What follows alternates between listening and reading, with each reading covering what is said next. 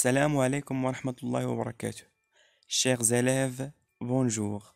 Dans cette vidéo, on va entamer ce qu'on appelle la chaîne respiratoire. Comme vous connaissez très bien que la chaîne respiratoire, c'est un ensemble des protéines, des complexes protéiques intégrés dans la membrane interne de la mitochondrie, n'est-ce pas? Voilà l'espace intermembranaire, voilà la membrane mitochondriale interne et voilà la matrice mitochondriale.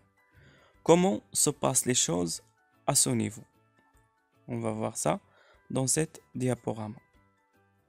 Comme vous voyez ici, nous avons la membrane externe, l'espace intermembranaire, la membrane interne et les complexes protéiques de la chaîne respiratoire.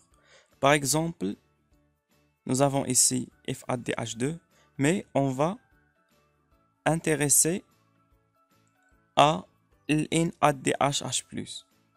Voilà. Il vient, qu'est-ce qu'il fait? Il se réoxyde en donnant 2 électrons plus 2H+, et plus NAD+. Après, les électrons vont être transportés du complexe 1 vers le complexe 2, comme ceci. Et le passage des protons H+, à partir de complexe 1. Après, les électrons vont continuer leur passage vers le complexe 3.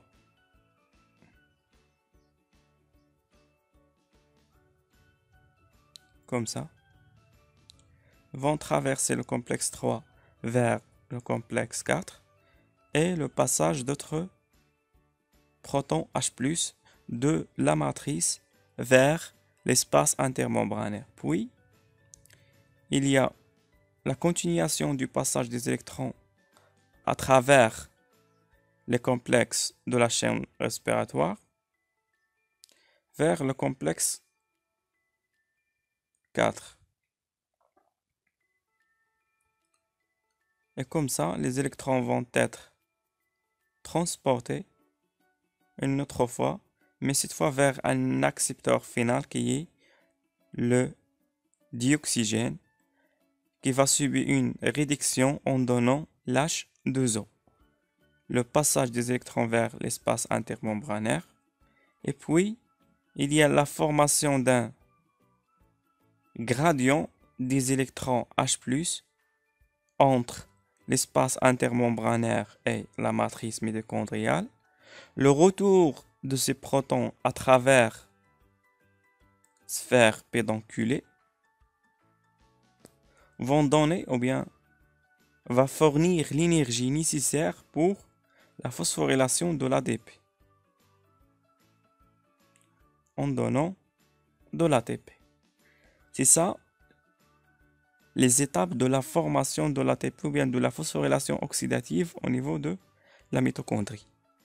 Parmi les questions qui se posent, c'est expliquer comment se forme l'ATP à partir d'un document qui contient tous ces complexes. Voilà la réponse. On dit oxydation de NADH+ et FADH2. Flux d'électrons dans la chaîne respiratoire, c'est-à-dire le passage d'électrons à partir des complexes protéiques de la chaîne respiratoire.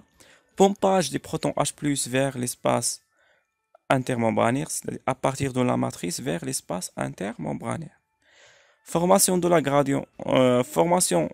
gradient de protons H+, retour de protons H+ de l'espace intermembranaire vers la matrice à travers les sphères pédonculées et la synthèse de l'ATP. Mais le plus essentiel, c'est quelles sont les anomalies qui se trouvent dans la chaîne respiratoire. Voilà le premier cas, ici.